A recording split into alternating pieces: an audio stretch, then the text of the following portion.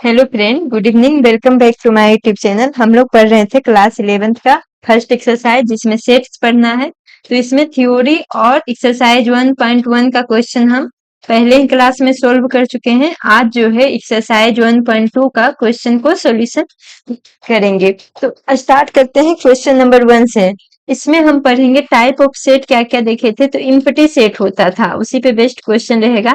Empty set या इसी को बोलते थे नल सेट, या फिर इसी को वाइड सेट भी बोलते थे। तो इसका मतलब क्या था कि इसमें नो एलिमेंट, इम्पटी सेट मतलब इस सेट का कोई एलिमेंट नहीं है, उसको बोलेंगे इम्पटी सेट, नल सेट या वाइड सेट। और पढ़े थे इक्वल सेट। इक्वल सेट मतलब दो सेट इक्वल तब होगा जब एलिमेंट सारा सेम होगा, सेम एलिमेंट होगा, तो हम बोलेंगे कि दोनों सेट एक दूसरे का इक्वल सेट है। स्टार्ट करते हैं क्लास को क्वेश्चन नंबर फर्स्ट से। Which of the following are example of the null set. देखो कह रहा नीचे कुछ क्वेश्चन दिया है, इसमें कह रहा कि कौन सा क्वेश्चन जो है नल सेट का एग्जाम्पल है। तो नल सेट वही इम्पटी सेट को बोलेंगे, और इसको इम्पटी सेट को डिनोट किससे करते हैं, नल सेट को फाइव से रिप्रेजेंट करते हैं। तो यहाँ पे कह रहा है कि फर्स्ट में क्या कह रहा है, set of odd natural number divisible by 2। देखो तो ये पॉसिबल ही नहीं है, कह रहा नेचुरल नंबर ऑड होना चाहिए और डिविजिबल बाय 2 होना चाहिए। तो हम ऐसे भी जानते हैं कि 2 से डिविजिबल वही नंबर होता है जो ओनली इवन रहता है। तो ऐसा तो पॉसिबल नहीं है, मतलब इसमें कोई एलिमेंट ही नहीं आएगा। ए इक्वल टू 5 मतलब इसमें कोई एलिमेंट पॉसिबल ऐसा नहीं है कि जो ऑड भी हो और 2 से डिविजिबल भी हो। तो अब ये एलिमेंट नहीं है, मतलब कि ये एग्जाम्पल है नल सेट का, मतलब एस हो जाएगा। सेकंड में कह रहा है set of even prime number. Set of even prime number होना चाहिए। तो प्राइम नंबर क्या होता है, 2 से स्टार्ट होता है, 5 2 3 5 7 डॉट डॉट डॉट आगे तक बहुत सारा होता है। लेकिन तो इसमें क्या है, 2 जो होता है ओनली इवन नंबर, जितना भी जो है only even prime number. Prime number में ओनली 2 ही होता है जो इवन होता है, बाकी सब ऑड होता है। क्योंकि अगर इवन होगा तब तो 2 से डिविजिबल ही हो जाएगा, प्राइम नंबर का डेफिनेशन ही चेंज हो जाएगा। इसलिए 2 जो है ओनली इवन प्राइम नंबर है। तो सेकंड में जो एलिमेंट आ जाएगा वो 2 आ जाएगा सेट का। तो जैसे ही देखो एक एलिमेंट आ गया, मतलब ये नो एक एग्जाम्पल नहीं है, एक भी एलिमेंट आ गया तो इसको बोलते हैं सिंगलटन सेट। और नल सेट होने के लिए कोई सा भी एलिमेंट नहीं चाहिए, मतलब कि ये नल सेट का एग्जाम्पल नहीं है।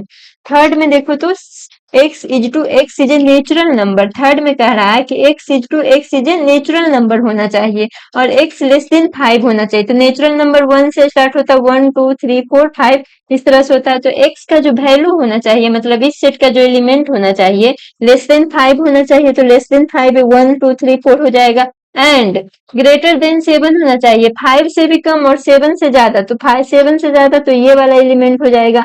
दोनों कंडीशन फॉलो होना चाहिए, ध्यान रखना यहाँ पे एंड है और नहीं है कि लेस देन 5 हो या फिर ग्रेटर देन 7 हो।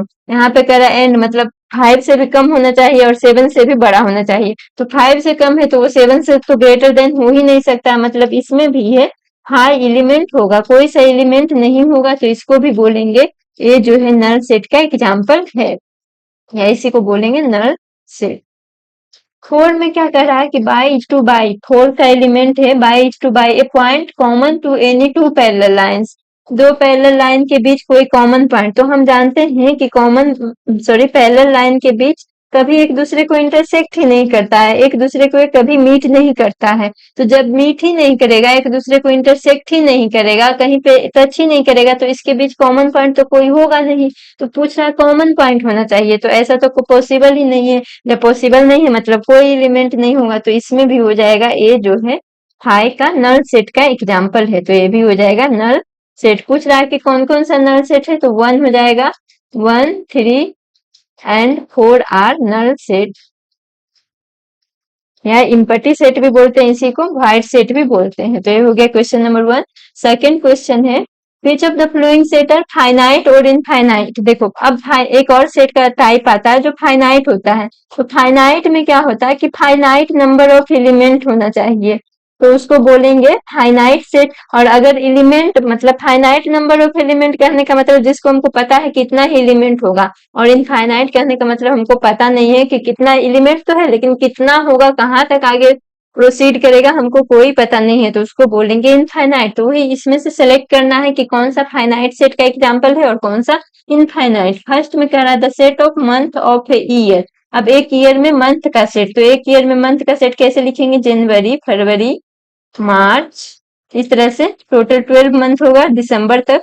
तो हमको इसमें पता चल रहा है कि टोटल 12 मंथ है, काउंट भी कर सकते हैं। और हमको पता चला फाइनाइट, मतलब ये एक फाइनाइट है, मतलब हमको पता है कितना ही मंथ होगा, तो इसको बोलेंगे फाइनाइट सेट।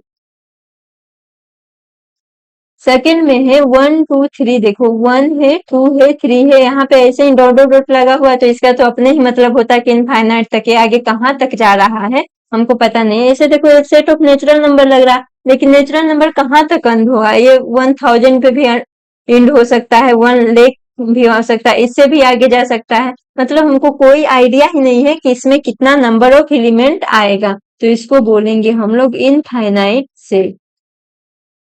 थर्ड में देखो तो 1 2 3 डॉट डॉट डॉट 99 से 100 है। अब यहाँ पे देखो तो ये भी है नेचुरल नंबर का ही है, लेकिन यहाँ पे नेचुरल नंबर एक पॉइंट पे आकर के इंड हो रहा है, तो हमको पता है कि इसमें टोटल 100 एलिमेंट है, तो नंबर ऑफ एलिमेंट हमको पता है और फाइनाइट सेट है, तो इसलिए ये हो जाएगा फाइनाइट सेट। फोर में कह रहा है the set of positive integer greater than 100, positive integer का सेट होना चाहिए और 100 से ग्रेटर होना चाहिए, तो पॉजिटिव इंटीजर में आ जाएगा 101, 102, 103, फिर इस तरह से आगे बढ़ते ही जाएगा, कहाँ पे एंड होगा हमको कोई आइडिया नहीं है, इसलिए इसको भी बोलेंगे हम लोग infinite set. The set of prime number less than 99, अब कह रहा पांचवा में सेट ऑफ प्राइम नंबर 99 से लेस देन होना चाहिए, तो प्राइम नंबर स्टार्ट होता है 2 3 5 7 से, इस तरह से dot dot dot less than 99 है। देखो सिर्फ कहता सेट ऑफ प्राइम नंबर तो हमको पता नहीं चलता, बहुत सारे नंबर्स हो जाते तो इनफाइनाइट हो जाता, लेकिन यहाँ पे एक और कंडीशन दिया हुआ है लेस देन 99, तो लेस देन 99 मतलब कहीं पे एंड आ जाएगा, तो 99 के पहले क्या आएगा 97, ये जो होगा 99 से इतना नंबर होगा जो 99 से लेस देन होगा, तो हम इसमें इसको काउंट भी कर सकते हैं और हमको पता है कि 97 तक ही लास्ट जाएगा, तो इसलिए ये हो गया फाइनाइट सेट का एग्जाम्पल। ये क्वेश्चन नंबर सेकंड था। नेक्स्ट है question number third, state whether each of the following set is finite और इनफाइनाइट, इसमें भी वही कह रहा है कि चेक करना है कि फाइनाइट है या इनफाइनाइट है। फर्स्ट में कह रहा था set of line which are parallel to the x axis, कह रहा है एक्स एक्सिस की पैरेलल लाइन, तो देखो तो अगर इसको एक्स एक्सिस माने तो इसके पैरेलल बहुत सारा लाइन ड्रॉ कर सकते हैं, ये कहाँ तक जाएगा हमको कुछ पता नहीं है, सारा लाइन जो होगा इनफाइनाइट हो जाएगा एक्स एक्सिस के पैरेलल, तो इसको बोलेंगे इनफाइनाइट सेट। और लाइन का ही सेट बनाना था, मतलब इनफाइनाइट लाइन होगा, तो इसलिए सेट भी इनफाइनाइट होगा। सेकंड में कह रहा है set of letters in the English alphabet, तो इंग्लिश अल्फाबेट में टोटल कितना लेटर्स होता है 26, तो हमको काउंटेबल भी और हमको पता है कि ABCD से लेकर के Z तक ही उतना ही लेटर्स आएगा इंग्लिश अल्फाबेट में, तो इसीलिए ये भी फाइनाइट सेट हो जाएगा। थर्ड में कह रहा है the set of numbers which are multiple of 5, 5 का मल्टीपल होना चाहिए, तो 5 का मल्टीपल 5 होगा, 10 होगा, 15 होगा, 20 होगा, इस तरह से कहीं पे 100 भी होगा, इसके भी आगे पॉसिबल है 1000, क्योंकि हम जानते हैं, फिर 1,05 ये भी होगा, तो इस तरह से आगे प्रोसीड ही करते जाएगा, हमको मालूम नहीं है कि ये कहाँ तक जाएगा, इसलिए ये इनफाइनाइट सेट का एग्जाम्पल होगा।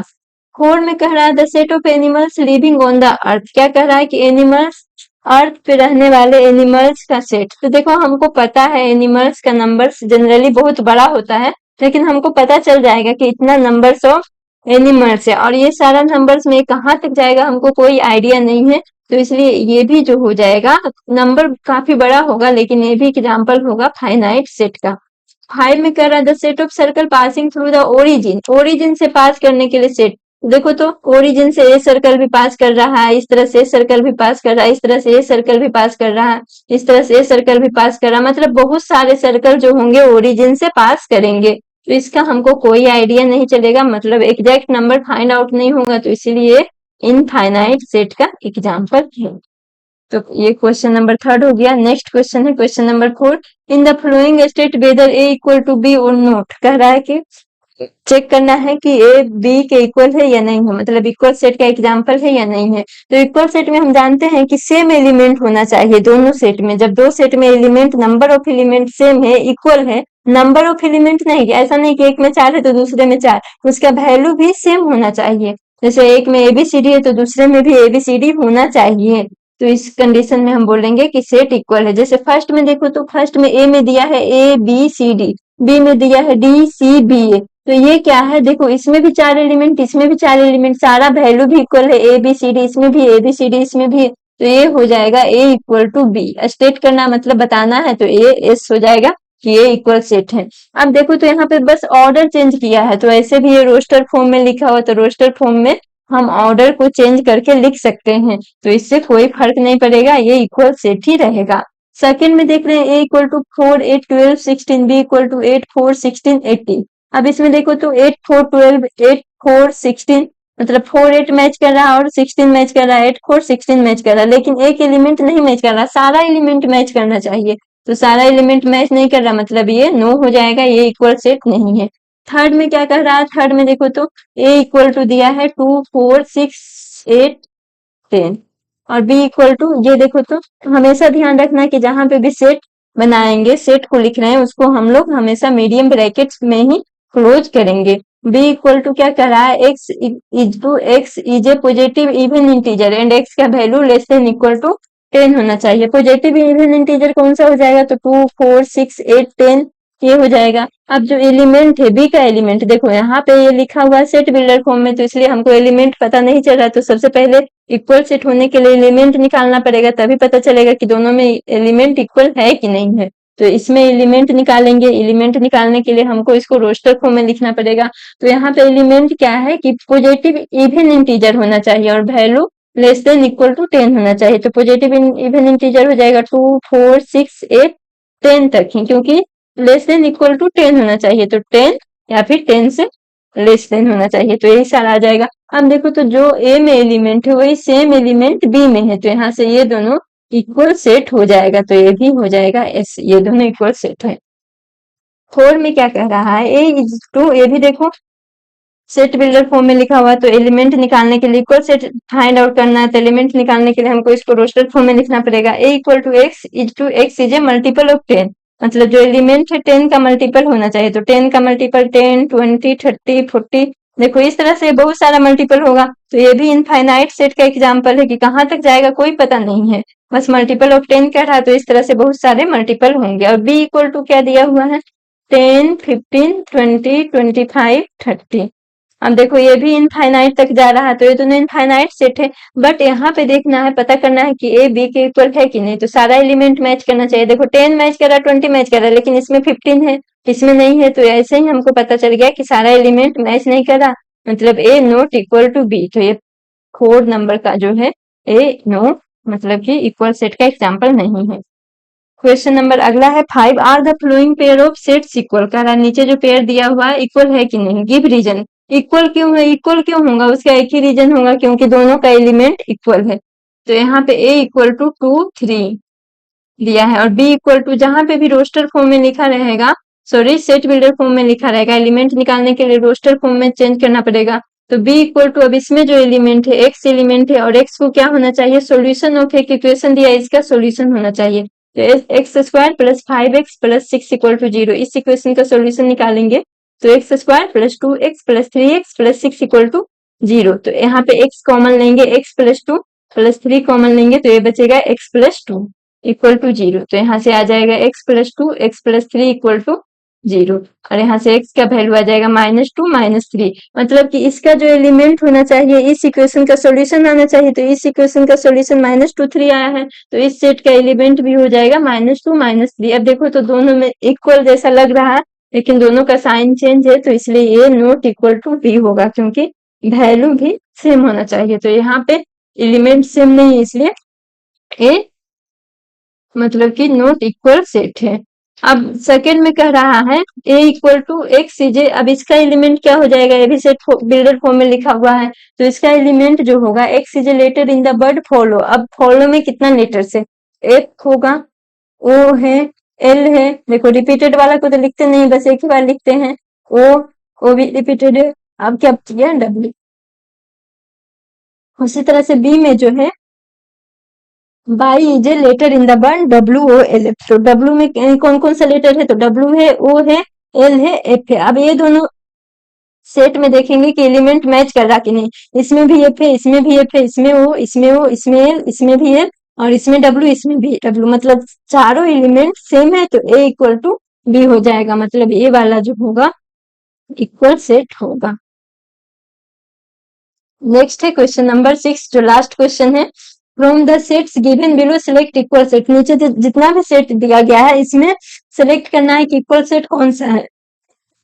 तो देखो, तो ए में दिया है 2 4 8 12, बी में दिया है 1 2 3 4, सी में 4 8 12 14 और डी में दिया है 3 1 4 2। तो हमको बस चेक कर लेना है कि किसमें किसमें इक्वल एलिमेंट दिया रहेगा। जिसमें इक्वल एलिमेंट दिया रहेगा मतलब वो इक्वल सेट होगा। तो ए में देखो तो 2 4 8, बी से देखो तो इसमें 8 नहीं है, 2 4 है तो ये इक्वल नहीं होगा। सी में देखो तो 4 8 12 14, इसमें 14 आ गया एक्स्ट्रा, जो ये दोनों में नहीं है मतलब ये भी इक्वल नहीं होगा। डी में देखो तो 3 1 4 2, तो डी और बी को देखो यहाँ पे 1 2 3 4, डी में भी ये 1 2 3 4, बस ऑर्डर चेंज करके लिखा हुआ। तो ऑर्डर चेंज करके तो हम लोग रोस्टर फॉर्म में लिखते ही है, तो यहाँ से आ जाएगा बी इक्वल टू डी। एक सेट तो इक्वल हो गया एक पेयर। अब ई इक्वल टू कितना दिया है -1 1, एफ इक्वल टू 0 है, G equal to 1 -1, H equal to 0 1। तो देखो, तो ई और एफ को देखो, सॉरी ई और जी को, तो ई में जो है -1 1 है, जी में भी 1 और -1 है, दोनों का बस ऑर्डर चेंज करके लिखा हुआ। तो यहाँ पे हम लिख सकते हैं इसमें जो इक्वल सेट का पेयर है बी इक्वल टू डी है और सी इक्वल टू जी है। तो ये हो गया इस एक्सरसाइज का लास्ट क्वेश्चन का सॉल्यूशन। अगले क्लास में हम लोग एक्सरसाइज 1.3 को सोल्व करेंगे।